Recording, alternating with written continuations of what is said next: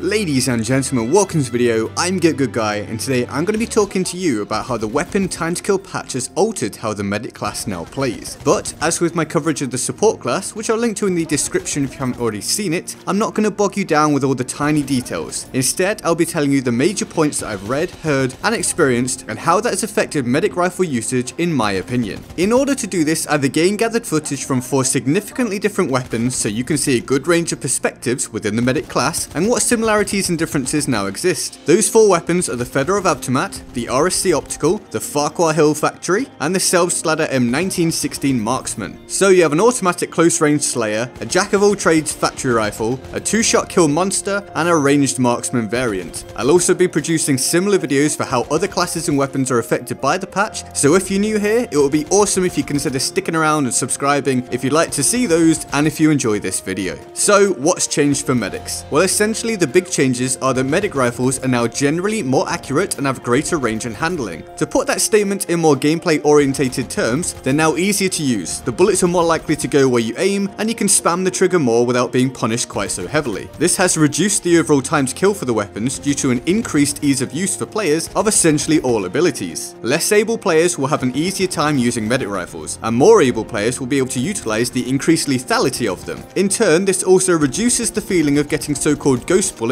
with certain medic rifles. To sum all that up, overall, they just feel better to use and less frustrating at times. Now, usually the case is that in order to balance a weapon class out after a buff, there would also be some nerfs in order to maintain a sense of having strengths and weaknesses. However, this is not one of those occasions. This is because, outside of potential kill time differences due to range changes for individual medic rifles, on the whole, they haven't received the decreased time to kill through bullet damage. And in practice, this seems to work nicely. A lot of other weapon types can now kill more quickly due to raw damage numbers, whereas the medic rifles already essentially had that capability to kill quickly, but it was theoretically more difficult to land that damage. Now it's easier, and thus balance should be retained. As I stated in my coverage of the support class, whilst decreasing the overall time to kill of the weapons, DICE have definitely set a focus upon using weapons at the correct ranges in order to fully benefit from their strengths. And this is evident when we look at the medic class when specifically fighting against the other classes. Against assault, medics remain superior at any distance outside a close range, while still being at a theoretical disadvantage against them at close range due to assault weapons also now killing more quickly. This is however somewhat less evident in the case of medic weapons such as the autoloading, the SL Sweeper, and the Fedorov Avtomat, as you saw at the beginning of the video. The Fedorov in fact feels incredible to me at close range now, even better than before, although individual player skill does also obviously play a large factor in such situations. We'll see how that pans out when the patch has been live for more than a few days. Now, if we move on to medics versus support, the medic rifle is theoretically at a disadvantage in the mid-range due to support buffs. However, they are now comfortably superior at close and long range in an optimal situation. This gives medic players plenty of ways to combat support whilst having to be wary of medium range fights, which are extremely common in Battlefield 1. And then finally, against scouts, the medic rifles have essentially received an overall buff, as they're now more capable of countering snipers, but remain at an overall disadvantage at range. So, those are the stated stat changes and theoreticals from the patch notes and what I've seen from the coverage of other content creators. So what do I think? Well, I personally feel that everything stated makes sense and is apparent within the game to a certain degree. But I also feel that medic rifles overall feel incredibly strong now. They're just super lethal from what I've experienced so far. The patch notes also state that the medic class is now the most flexible, with a slightly slower overall time to kill than the other classes, but with definite strengths over the other classes at certain ranges. And I'd agree and disagree with this so far. Yes, I think the medic class is easily the most flexible now, and versatility is a pretty big deal in a game like BF1, but I don't necessarily see the slower time to kill, at least not slow enough, in my admittedly limited playtime, and I think this could be due to the flexibility of the class itself. The Fedorov Avtomat destroys at close range, and feels like it picks people off at mid-range much more easily too now. The RSC picks up 2-shot kills for days, and I've not even yet tried some of the other medic weapons that people are currently raving about. Basically, my early thoughts are that the medic class might now be the best class in the game by a small margin. That's just an opinion, and perhaps just pertains to how I play, but it feels damn strong right now, people. It really does. So now you've heard what I have to say, let's hear from you. Get in the comment section and give me your thoughts about the TTK patch where the medic rifles are concerned. Are you enjoying them, and which one is your new favorite? Now we need to quickly shoot over to the Board of Awesome to show our respect to the fantastic individuals who support this channel on Patreon. They make a monthly donation purely because they want help to keep the channel going. I salute all of you, and I hope you guys do do too. If you want to join them on the Board of Awesome, then the link to the Patreon page will be in the description below, where you can donate from as little as $1 a month if you so wish. If not, then please don't worry about it. I hope you enjoyed the video. Feel free to like, favorite, and subscribe. I'm GetGoodGuy, and I'll see you